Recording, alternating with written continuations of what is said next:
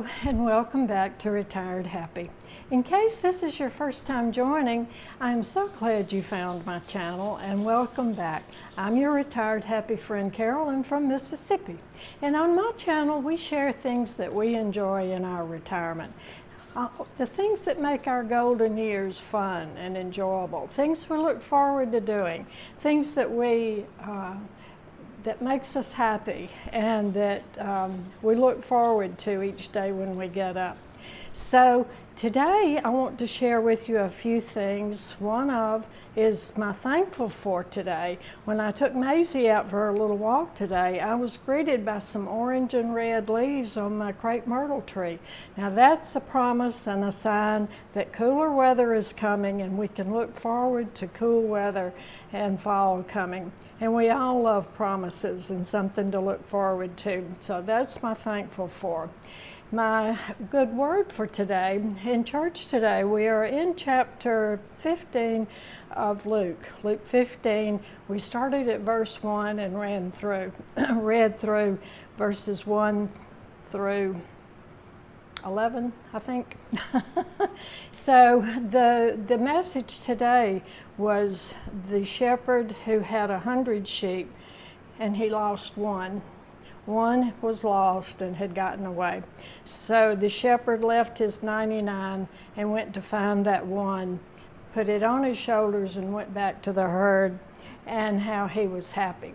The second story was about the woman who had 10 coins and she lost one. So she had 9, but she had lost one. And she found that one and she was happy, threw a party, celebrated, and everyone celebrated with her. Now the story was about how happy God is when one person who is lost is found and comes to him, and how he rejoices, how the angels in heaven rejoice, and how happy he is when one who was lost is found. So that's the good word for today. Let us all be diligent about telling others the good story and the good news. And today we're going to fry okra. I'm going to show you how I do it. There are many different ways. And I start out with the raw okra that I got at the produce stand, not the already bagged, already breaded, but the real thing. So I'm going to show you how I do it, and it turns out so good. You're going to love fried okra if you've never tried it. And then our sewing with me, I'm going to show you how I make my little apron. I'm ready for fall. I have a new coffee mug. Isn't that cute? I just love the little dog popping up out of the pumpkin. So we are getting ready for fall. So I liked the fabric that I made the pillowcases out of so much. I went back and got some more and I made a fall apron. So I'm going to show you step by step how I make my fall apron. So that's today.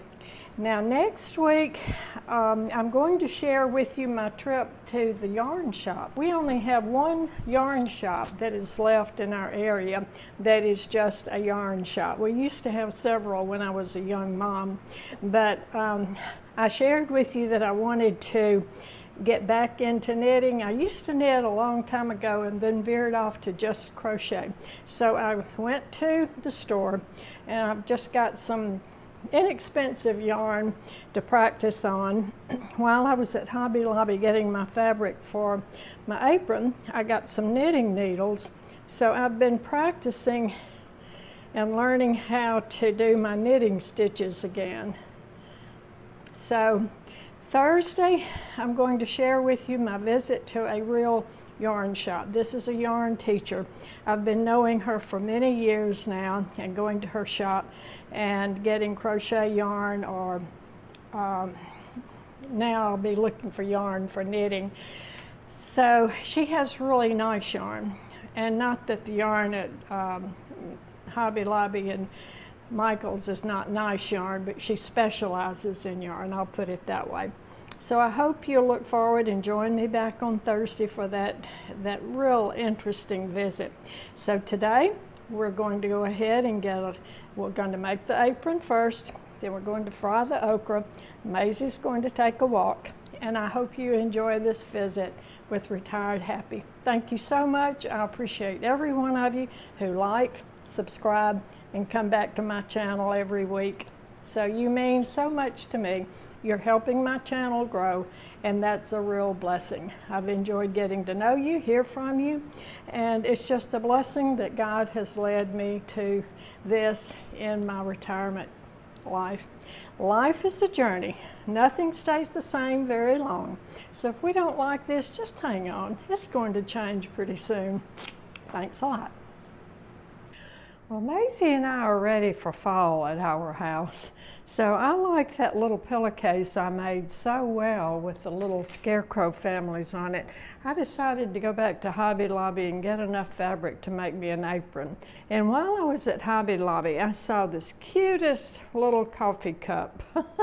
Isn't that cute, with the little dogs popping up out of the pumpkin? So this has my colors. I like the blue color, and I have that a lot in my house. So I have my coffee cup.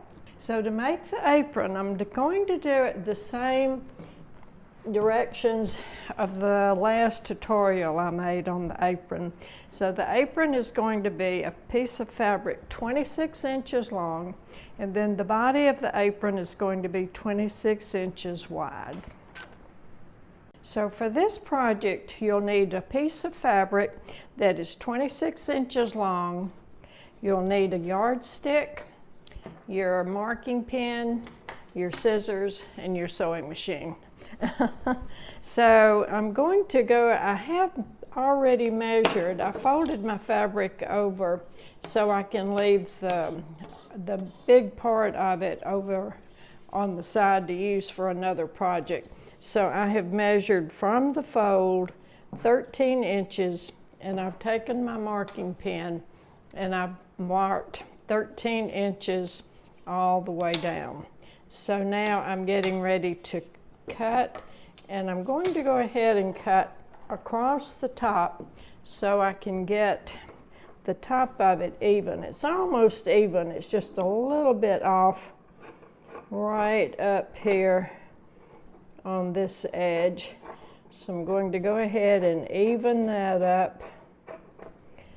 And the bottom is already even, so I don't have to do anything on it. Now I have marked with my marking pen 13 inches. So now I'm going to cut the selvage off and get my, this will be a 26-inch wide strip. And since I have it on the fold, I've measured 13 inches from the fold. Okay? So now to get the top part, we're going to measure over 5 inches. So I will measure from the fold 5 inches. And that will be right there. And then I'm going to measure from the 5 inches down to the corner 11 inches. So from the 5-inch mark, and I'll put the 11 inches on the side seam. So now I'm going to draw a straight line from the top down to the side and go ahead and cut that. And that will be my armhole side. Okay, now I want to have the contrast strip across the top, kind of like I did on the pillowcase. So I had some fabric, so I'm going to sew this on the top, and that will be my contrast strip on the top. Now the side waist ties will be, I need 2 3 inches wide and the full length of the fabric. And if I had a little bit longer, this is 26 inches long and my ties really need to be 28 inches long. But I have to work with what I have, so there you go. So I'm going to mark that, that is 1 inch and there is 3.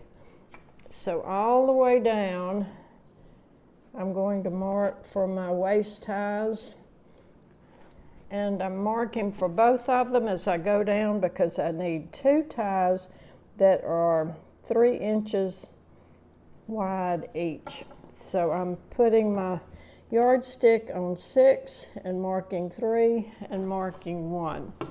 So these are going to be the waist ties.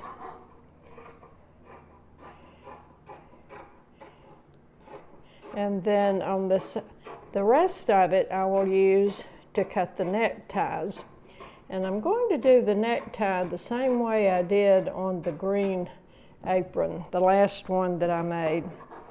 And I will make, instead of using a D-ring, I'm going to make my own loop. Now on this particular apron, I'm not going to put a pocket because I've put pockets on my other aprons and I never use it. So I'm not going to use my fabric or my time putting a pocket on this. So that's the waist ties. So now for the necktie, I'm going to need 1 4-inch strip and 1 the length of this. So 3 inches wide. And I'm going to go back and mark this now. 3 inches, 3, 3, and 3. Now this is for the long part of the neck. This will go around the neck. And then I'm going to cut another short strip that will make the loop. Okay, that's one of the neck ties, and then the other one I need 4 inches. I'm going to go ahead and make it 5 inches long, just to make the loop a little bit bigger. And then I need it 3 inches wide, 3 and 3. Okay, and now the apron is cut out and it's time to go to the sewing machine. And I may do something else with this cute little fabric because I really like this. Of all the fall fabric Hobby Lobby had, this was my favorite one. They had another really cute one that had a little puppy dog popping up out of a pumpkin, kind of like my coffee mug. But this is my favorite. So time to go to the sewing machine.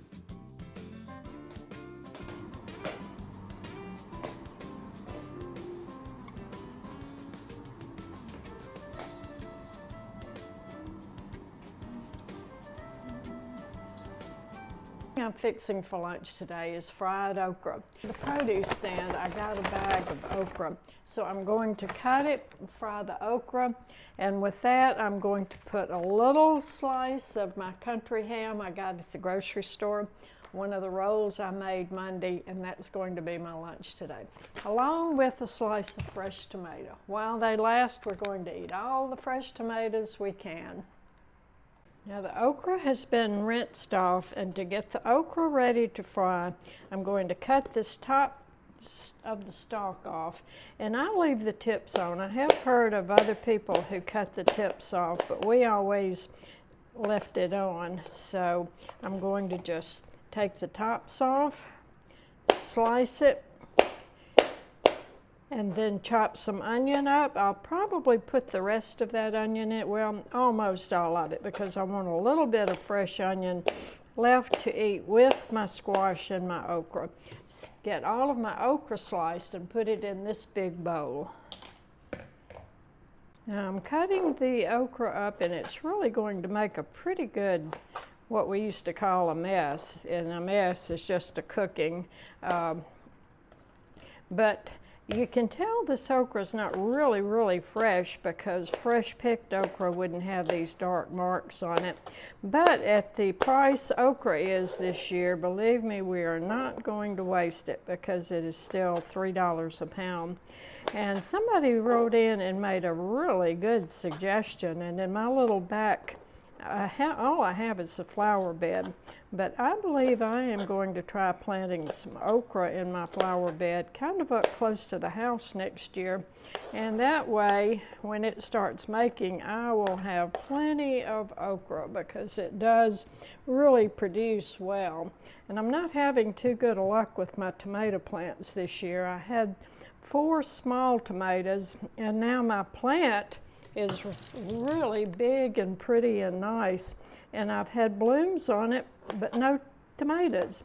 So I don't know if the bees just aren't out there pollinating my little tomato blooms or what the problem is, but all the tomatoes that I've had I've gotten at the produce stand, and I have these 2 really nice ones I got when I got my okra and squash. I don't know if you can see or not, but when I was growing up, my mother would take each little okra pod and cut the stem off like that.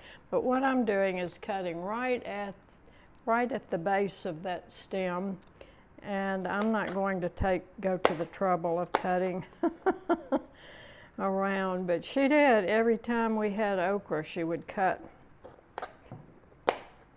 right around the top. So as long as that stem gets off, I'm okay. And see these little bitty pods, now if I was putting it up, I would put those in a separate little bag, because those are perfect to go in a boiler of peas in the wintertime. And oh, that's so good. Okay, that's all the okra. I have it sliced and cut up. Now I'm going to finish dicing this onion and put that in. Then I'll be ready to batter it. The okra and onion is all sliced and chopped up. I'm going to pour a little bit of buttermilk. This is just our regular buttermilk that we use in our cornbread, and right now I'm going to pour it over the okra and get the okra ready to put the batter on. And what I'm going to batter it with is a mixture of cornmeal and flour with salt and pepper. It's a big piece of onion.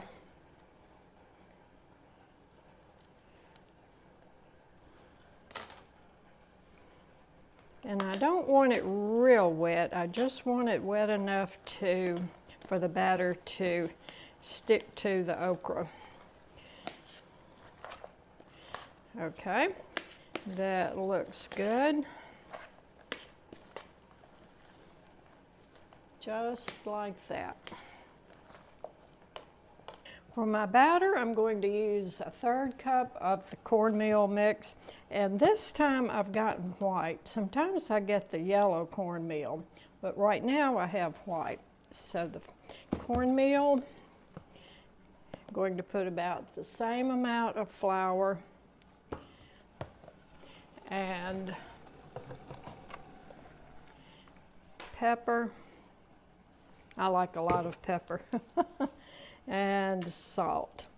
So now I'm going to mix that up real well and pour that over. I hope that is enough to get all of the okra battered. We'll see.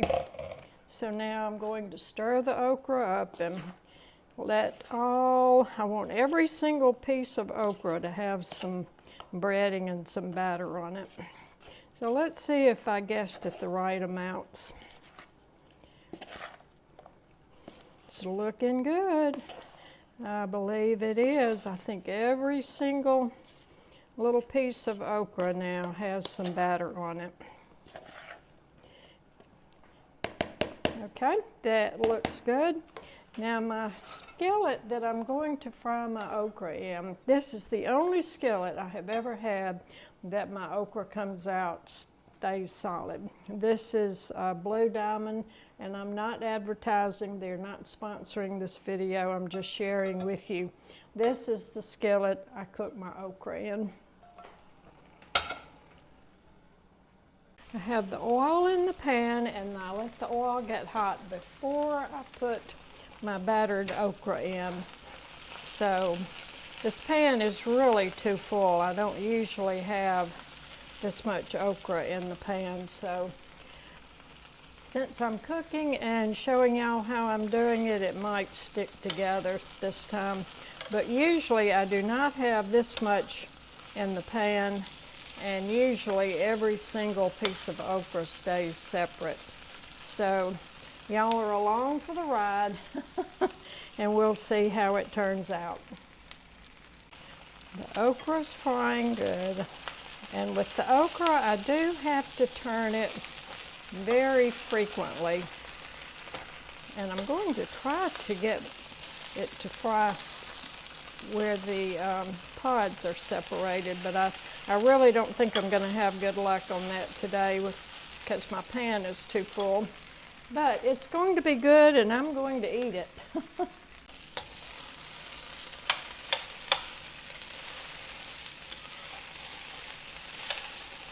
Since this is such a big pan of okra and so much in it, I'm going to add a little more oil, cooking oil in the bottom. It's frying up real nicely.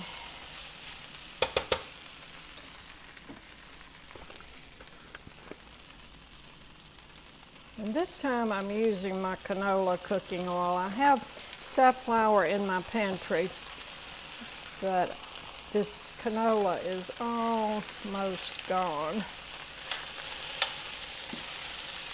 Okay, that did the trick. That was good. Okay.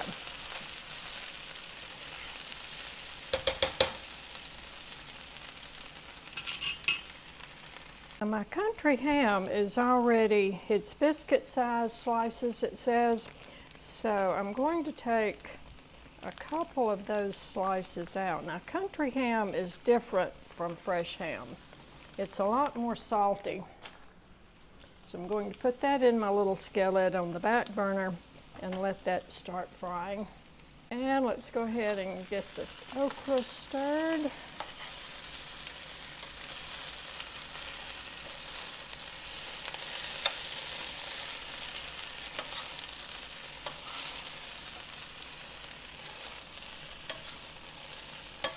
And I'm really happy. I did not think my okra would turn out this well.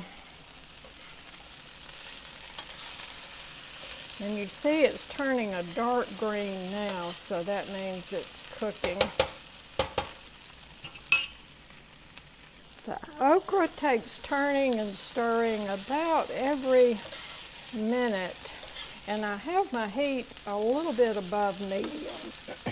I don't have it quite on high because while it's browning, I also want it to cook all the way through. Now, sometimes I have put a lid on it to let it cook, but if I do that, my batter on my okra is going to get soggy, And I'm going to try to keep it crisp because I like a crisp batter on my okra. I'm going to keep stirring the okra and let the bottom come to the top and let the top get down next to the pan. That way it will all have a chance to cook and fry. It does take constant watching to fry okra. And in the meantime, my ham is on the back burner cooking. And let's go ahead and turn it over. I'm going to put a little bit of water in my ham. Now this kind of ham makes really good red-eye gravy. If you've ever heard of red-eye gravy, the country ham makes really good gravy.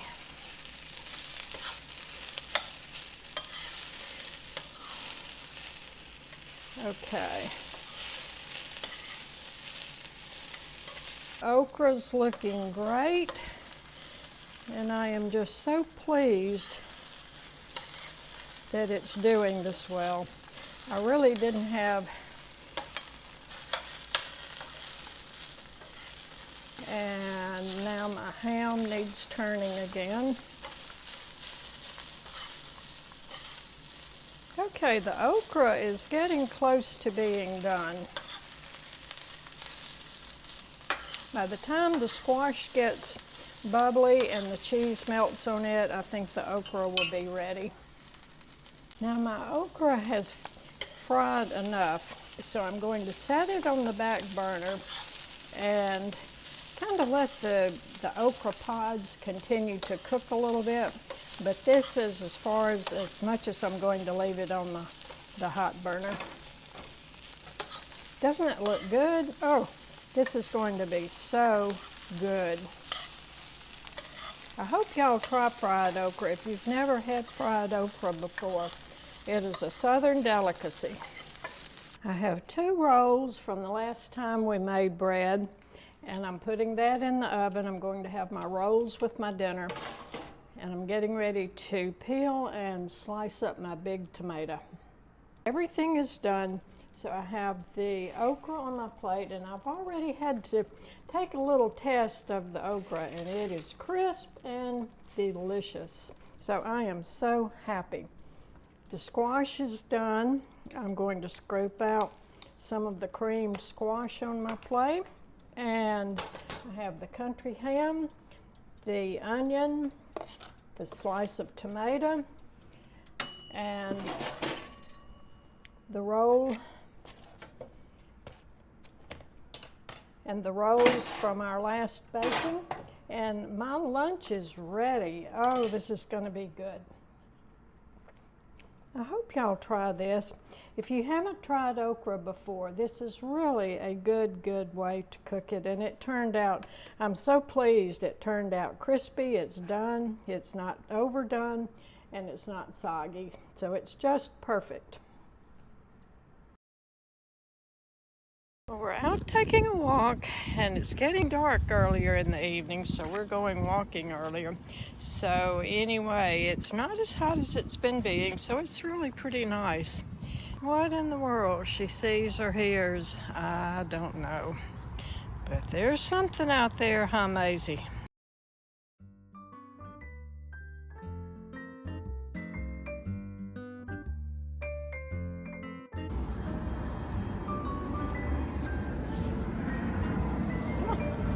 She has her own little private sidewalk.